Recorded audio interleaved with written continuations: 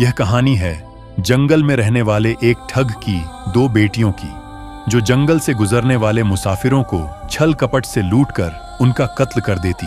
पर फिर एक दिन एक ऐसा मुसाफिर आया जिससे उन सब की जिंदगी बदल गई। एक गुस्सैल राजा ने अपने पुत्र के किसी दोष के कारण उसे देश निकाला दे दिया। राजकुमार ने दुखी मन से अपने गुजारे के लिए 4 लाल और कुछ स्वर्ण भी अपने साथ ले लिए और भरे हृदय से अपने पिता का महल छोड़ दिया। चलते चलते वह जब शहर से कुछ दूर पहुंचा तो उसे एक साधु का आश्रम दिखाई दिया। राजकुमार उस साधु को दंडवत प्रणाम करके एक तरफ बैठ गया। जब साधु ने उसकी मायूस शक्ल और देह पर कीमती वस्त्र देखे तो साधु ने उससे पूछा, बच्चा, तुम कौन हो और यहाँ कैसे आए? राजकुमार बोला, महाराज, मैं राजा चंद्रगुप्त का पुत्र महेंद्र गुप्त हूँ। मुझे मेरे पिता ने देश निकाला दे दिया है, इसीलिए मैं परदेश जा रहा हूँ। रास्ते में आपका आश्रम दिखाई दिया तो मेरे मन में आया कि आपके भी दर्शन करता चलूं। साधु ने महेंद्र गुप्त की बात सुनकर कहा, वत्स, तुम नेक इंसान हो और परदेश जा रहे हो, इसलिए मैं तुम्हें 4 बातें बताता हूं। तुम उन बातों पर अमल करना। परदेश में यह बातें तुम्हारे अवश्य ही काम आएंगी। पहली यह कि परदेश में एक से भले 2 होते हैं। दूसरी यह कि परदेश में दूसरे के हाथ का बना खाना मत खाना। अगर खाना भी पड़े तो पहले किसी जानवर को खिला देना। तीसरी बात यह कि परदेश में किसी दूसरे की बिछाई हुई चारपाई पर मत सोना। अगर सोना भी हो तो पहले बिस्तर को अच्छी तरह झाड़ लेना। चौथी बात यह कि यदि कहीं शत्रुओं के फंदे में फंस जाओ तो जहां तक हो सके नरमी और ज्ञान की बातें सुनाकर अपना उद्देश्य प्राप्त करना। साधु ने कहा, मेरी यह 4 बातें हमेशा याद रखना। साधु की बातें सुन साधु को प्रणाम कर राजकुमार प्रदेश चल पड़ा। जब चलते चलते बहुत दिन बीत गए तो वह एक जंगल में पहुंचा। वहां उसने देखा कि एक चील एक कछुए के बच्चे को लेकर उड़ी जा रही है। संयोगवश बच्चा उस चील के पंजे से निकलकर गिर गया। महेंद्र गुप्त ने कछुए के तड़पते हुए बच्चे को देखा तो उसे बड़ी दया आई। उसने मन में सोचा कि इस बच्चे को पालना चाहिए। इस बच्चे को पालने से 2 बातें होंगी। पहली तो यह कि इस बच्चे के प्राण बच जाएंगे और दूसरी यह कि साधु द्वारा कही गई पहली बात भी पूरी हो जाएगी कि सफर में एक से भले 2 होते हैं और इससे बातें करते हुए दिन भी आसानी से बीते। यह सब सोचकर महेंद्र गुप्त ने बच्चे को अपने साथ ले लिया। अब सफर में उसके साथ वह कछुए का बच्चा भी हो लिया। कुछ दिन के सफर के बाद राजकुमार को एक अच्छा सा स्थान दिखाई पड़ा। उस स्थान पर पहुंचकर उसने कुछ खाया पिया और फिर कछुए के बच्चे से बोला, तुम यहाँ बैठे रहना, मैं जरा थोड़ी देर सो लूं। यह कहकर महेंद्र एक पेड़ के नीचे सो गया।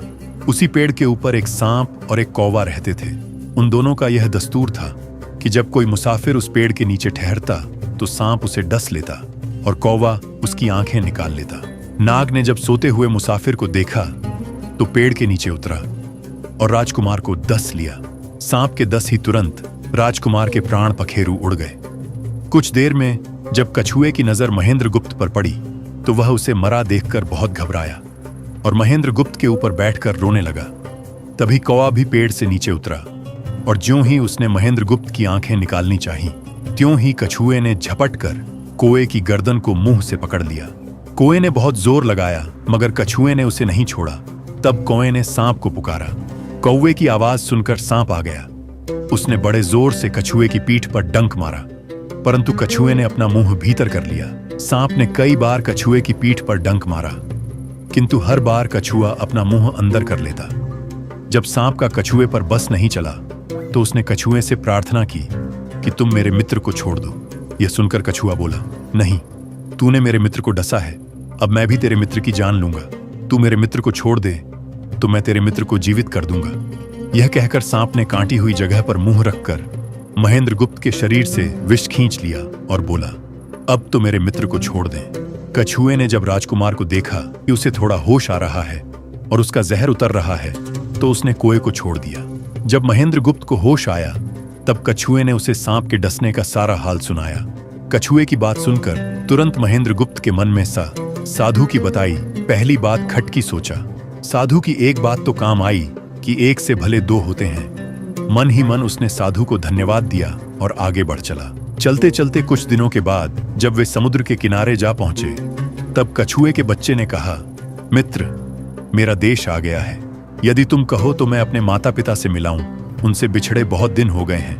वे बहुत दुखी होंगे। महेंद्र गुप्त ने उसे जाने की आज्ञा दे दी और स्वयं रात को वहीं समुद्र के किनारे उस जंगल में ठहर गया जिस जंगल में राजकुमार ठहरा हुआ था।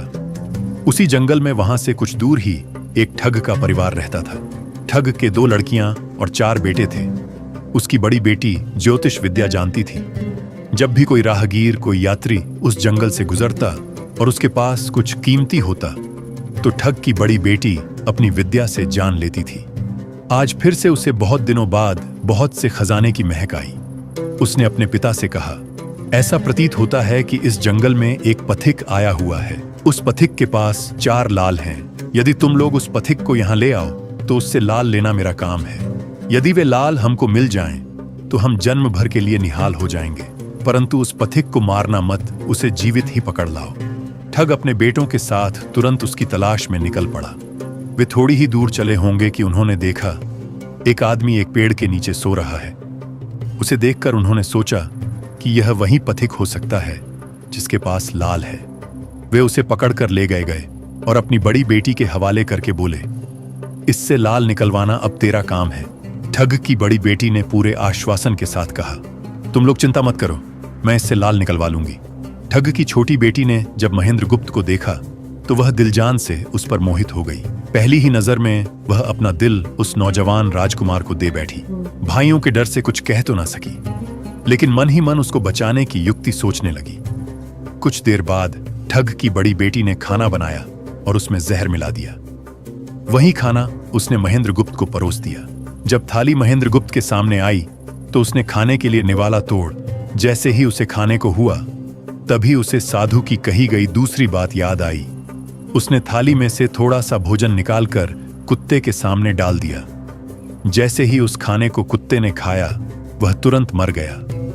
यह देखकर महेंद्र गुप्त ने भोजन नहीं किया। उसने अपने मन में सोचा कि साधु की दूसरी बात भी काम आई। अपनी इस चाल को असफल होते देखकर ठग की बड़ी बेटी को गुस्सा तो बहुत आया, पर वो अपने गुस्से को अंदर ही अंदर पी गई।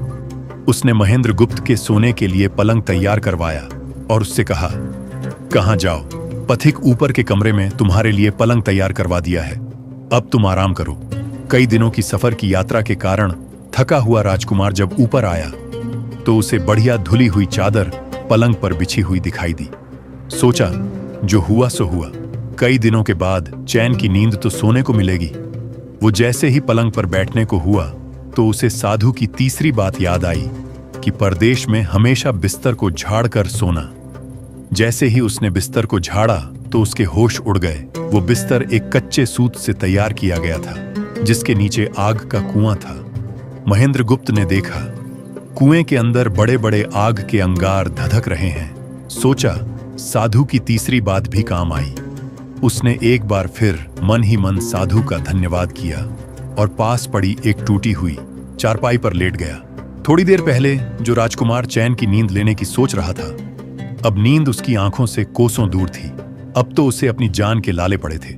सोचने लगा, आज की रात बचना बहुत कठिन है। तभी ठग की छोटी बेटी मौका पाकर आई और कहने लगी, हे प्रिय, मैं तुम पर दिलो जान से न्यौछावर हूं, परंतु आज की रात मेरे वश में कुछ नहीं है। आज की रात मेरी बड़ी बहन की बारी है, जिस तरह भी हो सके बस आज की रात मेरी बहन से अपने प्राण बचा लो। कल मेरी बारी है, हे स्वामी, मैं तुम्हारी दासी हूं, मैं तुम्हें साफ बचा लूंगी। इतना कहकर ठग की छोटी बेटी चली गई। जब सब लोग खाना खा चुके तो ठग की बड़ी बेटी ऊपर बने कमरे में चली। सोचा, अब तक तो पथिक जलकर राख बन चुका होगा, पर जैसे ही वह कमरे के अंदर आई और देखा कि पथिक तो बिल्कुल सही सलामत टूटी हुई चारपाई पर लेटा हुआ है तो उसके क्रोध की कोई सीमा न रही।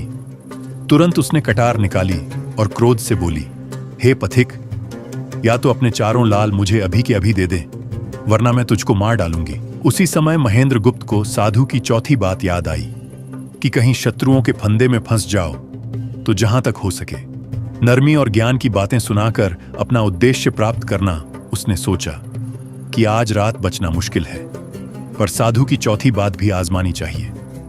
महेंद्र गुप्त ने यह सब सोचकर लड़की से कहा, मेरे पास लाल नहीं है, यदि तू मुझको मारेगी तो वैसे ही पछताएगी जैसे बंजारा अपने कुत्ते को मारकर पछताया था। लड़की गुस्से में बोली, कौन बंजारा और कौन सा कुत्ता, क्या बक रहे हो तुम? तब राजकुमार बोला, तुम नहीं जानती तो सुनो। लड़की एक बंजारा था जिसने एक कुत्ता पाल रखा था। वो कुत्ता बहुत समझदार था, जिसे बंजारा अपनी औलाद से भी ज्यादा प्यार करता था। एक समय ऐसा आया कि एक कातक नाम की भयंकर बीमारी के चलते बंजारे का सारा परिवार उस बीमारी की भेंट चढ़ गया और बंजारे की करोड़ों की संपत्ति भी बिक गई। दुखी बंजारा अपने कुत्ते को लेकर आगरा में एक साहूकार के पास जाता है और साहूकार को 10,000 के बदले अपना कुत्ता गिरवी रखने को बोलता है। उस समय 10 लाख एक बहुत बड़ी रकम होती थी। पहले तो बनिए ने बंजारे को मना कर दिया, पर फिर कुछ सोचकर उसने बंजारे को 10 लाख दे दिए। कुछ ही समय बीता था कि एक रात सेठ के घर डाकू घुस गए। बंजारे का कुत्ता सब हरकत देख रहा था। सोचा भोंकू तो परिवार के सब लोग उठ जाएंगे और यह डाकू उनका भी कत्ल कर देंगे। वो चुपचाप बस उनको देखता रहा। जब डाकू सेठ के घर चोरी किए हुए धन को लेकर चल पड़े तो कुत्ता चुपचाप उनके पीछे पीछे हो लिया। सेठ के पास इतना धन था कि डाकू उसे निकाल तो लाए, पर अब उनसे वो लेकर चला भी नहीं जा रहा था। दिन भी निकलने के करीब हो चला था। डाकुओं ने सोच विचार कर उस धन को एक तालाब के अंदर छिपा दिया। सोचा बाद में आराम से निकाल ले जाएंगे। कुत्ता डाकुओं की सब करामात देख चुपचाप वापस घर चला गया। सुबह हुई तो सेठ के घर कोहराम मच गया। पता चला कि चोर सारा धन निकाल ले गए। सेठ का रो रो कर बुरा हाल था।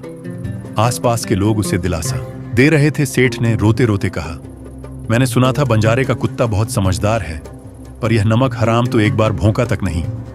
तभी बंजारे का कुत्ता उस सेठ की धोती पकड़कर खींचने लगा। कुत्ते की हरकत देख पास खड़े एक समझदार व्यक्ति ने सेठ से कहा, सेठ जी, यह कुत्ता कुछ कहना चाहता है, हमें इसकी सुननी चाहिए। और सभी लोग कुत्ते के पीछे पीछे हो लिए। सबको लेकर कुत्ता उसी तालाब के पास पहुंच गया जहां रात को डाकुओं ने सारा धन छिपाया था, और तालाब में घुसकर अशर्फियां से भरी थैली अपने मुंह में दबाकर बाहर आया। तुरंत सेठ के नौकर उस तालाब में कूद गए और चोरी किया हुआ सारा धन बरामद कर लिया। सब देख सेठ आंखों में अश्रु लिए कुत्ते से कहता है, मुझे माफ कर देना, मैंने तुम्हें बहुत बुरा भला कहा। सेठ ने वही कागज मंगवाया और बंजारे के नाम चिट्ठी लिखी। भाई बंजारे, तेरे कुत्ते ने मेरे 100 हज पूरे कर दिए। मैं तेरे कुत्ते को तेरे पास भेज रहा हूं। बनिया चिट्ठी कुत्ते के गले में टांग उसे नम आंखों से विदाई देता है। कुत्ता घूमता घूमता जब 4-5 दिन बाद बंजारे के पास पहुंचता है तो कुत्ते को आता देख बंजारे के तन बदन में आग लग जाती है। कहता है, मैं तुझे बनिए के पास गिरवी रखकर आया था और तू वहां से भाग आया। तूने मेरी बेइज्जती करवा दी। गुस्से में अंधा हुआ बंजारा तुरंत पिस्तौल निकाल कुत्ते को गोली मार देता है और सिर पकड़कर वहीं बैठ जाता है। कुछ देर बाद जब उसकी नजर कुत्ते के गले में टंगी हुई पर्ची पर पड़ी, तब बंजारा वो पर्ची निकाल उसे पढ़ता है। पर्ची पढ़ते ही बंजारा फट पड़ता है। वो दहाड़े मार मार खून के आंसू रोता है। पर अब भला क्या हो सकता था। बंजारे की कहानी सुना। महेंद्र गुप्त ठग की बेटी से कहता है, एक और कहानी सुनो लड़की। एक राजा के पास एक बहुत समझदार पढ़ाया हुआ तोता था। वह बड़ा चतुर था। एक दिन राजा तोते को अपने साथ गंगा स्नान को ले गया और उसको घाट पर बैठाकर स्वयं स्नान करने लगा। तभी तोते की नजर अमर फल पर पड़ी, जो पास ही नदी में बहता हुआ आगे बढ़ा जा रहा था। वह उसको नदी से बाहर निकाल लाया और राजा के आने पर उसको वह अमर फल देता हुआ बोला, महाराज, यह अमर फल है, इसे खा लीजिए। राजा ने कहा, मैं अकेला अमर फल खाकर क्या करूंगा, अपने बाग में लगा दूंगा। जब इसमें फल लगेंगे तब सब कुटुंबों को खिलाकर अमर कर दूंगा। गंगा स्नान से लौटकर राजा ने वह फल माली को देकर कहा, इस फल को बाग में लगा दो। थोड़े ही दिनों में पेड़ फल फूल गया, उसमें फल लगने लगे। एक दिन एक फल पककर पेड़ से गिरा तो उसे सांप ने सूंघ लिया, से वह जहरीला हो गया। अनजान माली वह अमर फल लेकर राजा के पास आया। राजा फल को देखकर बहुत खुश हुआ और कुछ सोचकर वो फल पहले कुत्ते को खाने को दिया, क्योंकि राजा बड़ा नीतिवादी और विचारवान था। वह जानता था कि बिना सोचे समझे किसी भी वस्तु को खाना ठीक नहीं होता। राजा ने जो ही वह फल कुत्ते को खिलाया, कुत्ता मर गया। यह देखकर राजा ने क्रोधित होकर अपने तोते से कहा, बेईमान तोते, तू हमें जहर देकर मारना चाहता था।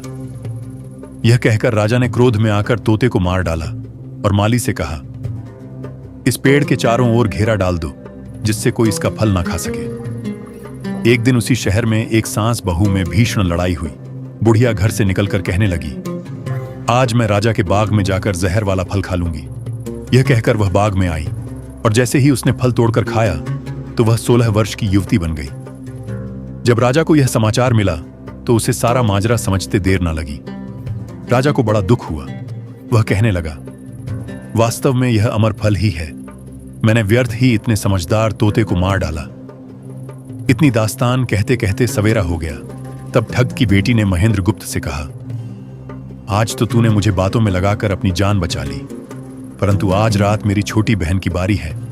वो तुझे हरगिज जीवित न छोड़ेगी। जब ठग की छोटी बेटी को पता चला कि महेंद्र गुप्त जिंदा और बिल्कुल सही सलामत है तो उसकी खुशी का ठिकाना न रहा। अपनी बहन को दिखाने के लिए ऊपरी मन से बोली, तुम निश्चित रहो बहन, मैं आज इससे लाल लिए बगैर छोड़ने वाली नहीं हूं। दिन बीता और रात हुई तब ठग की छोटी बेटी महेंद्र गुप्त के पास गई और बोली, भगवान का शुक्र है जो तुमने चालाकी से अपनी जान बचा ली। महेंद्र गुप्त बोला, तुम सब ऐसा क्यों करते हो? तब ठग की छोटी बेटी बोली, हमारी तो यही रीति है कि मेरे भाई और बाप मुसाफिरों को पकड़ कर लाते हैं और हम बहनें अपनी चालाकी से उनसे माल हथिया कर उन्हें मार डालती हैं। फिर वह बोली, पर तुम चिंता मत करो, अब मेरी बारी है और मैं तो दिलोजान से तुम्हारी दासी हूं। तुम्हें जैसा समझ पड़े वैसा ही करो। यह सुनकर महेंद्र गुप्त बोला, प्रिय, तुम भी मुझे देखते ही पसंद आ गई थी। दिल करता है कि हर पल तुम्हारे पास ही रहूं। तुम अपनी बड़ी बहन की तरह नहीं हो। तुम एक नेक दिल औरत हो। तुमसे मेरा कुछ भी छिपा हुआ नहीं है। उसकी बात सुनकर ठग की बेटी ने कहा, तुम कहते हो कि मुझसे कुछ भी छिपा नहीं है, तो फिर वे लाल कहां हैं? महेंद्र गुप्त ने कहा, वो चारों लाल मेरी जांघ में है। अगर तुम निकालना चाहो तो निकाल लो। राजकुमार की बात सुन ठग की छोटी बेटी बोली, प्यारे वो लाल, तुम्हें ही मुबारक हो। मैं तो तुम्हारी दासी हूं, तुम्हारे दर्शनों की प्यासी हूं। मुझे तुम्हारे सिवाय और कुछ नहीं चाहिए। यह सुन महेंद्र गुप्त बोला, जो कुछ तुमने कहा है वह तो सब ठीक है, लेकिन यह प्यार और प्रेम की बातें सब धरी रह जाएंगी जब हमारे शरीर में प्राण ही नहीं रहेंगे, क्योंकि जब तुम्हारे बाप और भाइयों को इसका पता लगेगा तो हम दोनों की खैर नहीं। तब ठग की बेटी बोली, तुम चिंता मत करो, मेरे पास इसका भी उपाय है। आज रात को सबके सोने के बाद हम यहां से भाग चलेंगे और कहीं बहुत दूर रहेंगे। है मेरे पिता के पास 2 ऊंटनिष्ठ संगीत नहीं को खोलने चला गया। महेंद्र गुप्त ऊंटनी ले तो आया, मगर जल्दबाजी के कारण वह बड़ी के स्थान पर छोटी को ले आया। ठग की बेटी बहुत सा माल लेकर ऊंटनी पर बैठ गई और दोनों चल दिए। ऊंटनी जब चलते चलते 60 कोस पहुंची तो जंगल में रुककर खड़ी हो गई। बीच जंगल में ऊंटनी को खड़ी देखकर महेंद्र गुप्त और ठग की बेटी के होश उड़ गए। ठग की बेटी बोली, अनर्थ हो गया, तुम रात के अंधेरे में बड़ी ऊंटनी की जगह छोटी को ले आए। मेरे पिता और भाई आते ही होंगे, वो हमें नहीं छोड़ेंगे। इधर जब सवेरा हुआ तो ठग ने देखा कि उसकी बेटी और मुसाफिर दोनों गायब हैं। उसने सोचा कि निसंदेह वह बदमाश मेरी बेटी को भगा ले गया है। तबेले में जाकर देखा तो पाया कि छोटी ऊंटनी गायब है और बड़ी वहीं है। सोचा ज्यादा दूर नहीं गए होंगे और ऊंटनी पर सवार होकर उसने उसे तेजी से दौड़ा दिया।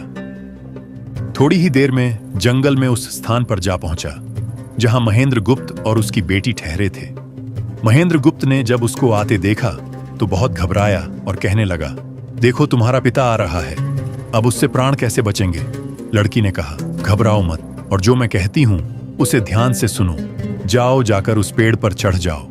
जब मेरा बाप तुम्हें पकड़ने के लिए आएगा और पेड़ पर चढ़ेगा तो मैं चुपके से बड़े वाली ऊंटनी पर चढ़कर उसको तुम्हारी डाल के नीचे खड़ा कर दूंगी।